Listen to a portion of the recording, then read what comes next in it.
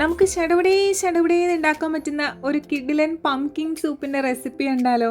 Recipe ആയിട്ട് ഞാൻ പറയുന്നൊന്നുമില്ല, നമുക്ക് വർത്താനൊക്കെ പറഞ്ഞാൽ അങ്ങനെ കുക്കിംഗ് കണ്ടിരിക്കാം. ഇനി റെസിപ്പി വേണ്ടവർക്ക് ഞാൻ എന്തായാലും കമൻസിൽ അതിൻ്റെ ആ ഒരു ഡീറ്റെയിൽഡ് ആയിട്ടുള്ള ഇൻഗ്രീഡിയൻസും പ്രിപ്പറേഷനും എല്ലാം കൊടുത്തേക്കാട്ടോ. നമ്മുടെ വീഡിയോസൊക്കെ റെഗുലറായിട്ട് ഫോളോ ചെയ്യുന്ന ആൾക്കാർക്ക് അറിയാം, കുറച്ച് നാൾ മുന്നേ വരെ എനിക്ക് നല്ല പനിയുടെ ദിവസങ്ങളായിരുന്നു. പനി മാറി പിന്നെയും കുറേ നാൾ നമ്മുടെ തൊണ്ടവേനയൊക്കെ നമ്മുടെ കൂടെ തന്നെ ഉണ്ടായിരുന്നു കേട്ടോ. അപ്പം അതാ ഇങ്ങനത്തെ സൂപ്പ് ചൂടോടെ ഇങ്ങനെ കഴിക്കുമ്പോൾ കിട്ടുന്നൊരു സുഖം പറഞ്ഞറിയിക്കാൻ പറ്റുന്നുണ്ടായിരുന്നില്ല കേട്ടോ. അപ്പം നിങ്ങളിപ്പോൾ തൊണ്ടവേദനയൊക്കെ ഉള്ള ആൾക്കാരാണെങ്കിൽ ഈ സൂപ്പ് നല്ല ചൂടോടുകൂടി കഴിക്കുമ്പോൾ ആ കുരുമുളകിൻ്റെ ആ ഫ്ലേവറും ആ ചൂടും ആ ഒരു പംകിൻ്റെ ആ ഒരു ചെറിയ മധുരവും ഒക്കെ കൂടി ആകുമ്പോൾ ഒരു വല്ലാത്ത ടേസ്റ്റ് തന്നെയാണ് കേട്ടോ. നോർമലി നിങ്ങൾക്ക് മത്തങ്ങ കിട്ടിക്കഴിഞ്ഞാൽ നിങ്ങൾ എന്തൊക്കെയാണ് ചെയ്യാറ്? ഇവിടെയാണെങ്കിൽ ആദ്യത്തെ ഓപ്ഷൻ എരിശ്ശേരി ഉണ്ടാക്കുക എന്നുള്ളത് തന്നെയാണ് കേട്ടോ. അത് കഴിഞ്ഞ് പിന്നെ ഇപ്പോൾ കുറച്ച് നാളായിട്ട് കണ്ടുപിടിച്ചിരിക്കുന്ന ഒരു സാലഡ് റെസിപ്പി ഉണ്ട്.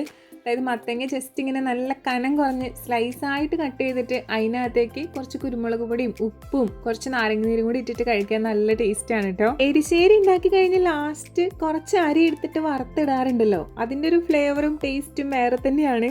അപ്പം ഞാൻ ഈ സൂപ്പിലും എനിക്ക് ആ ഒരു ടേസ്റ്റ് ഇഷ്ടമായതുകൊണ്ട് ലാസ്റ്റ് കുറച്ച് അരിയും പിന്നെ കുറച്ച് കശുവണ്ടിയും കൂടെ വറുത്തിട്ടിട്ടുണ്ട്. ഹേസൽനട്ടും കൂടി ഉണ്ട് കേട്ടോ, നിങ്ങളുടെ ഇഷ്ടമുള്ളത് ഇടാം. സൂപ്പ് ഇങ്ങനെ സ്മൂത്തായിട്ട് കുടിക്കാൻ ഇഷ്ടമുള്ളവർക്ക് അങ്ങനെ, എനിക്ക് കുറച്ച് ബൈറ്റൊക്കെ ഉള്ളതാണ് ഇഷ്ടം. അപ്പോൾ എന്തായാലും ഒന്ന് ട്രൈ ചെയ്ത് നോക്കൂ കേട്ടോ.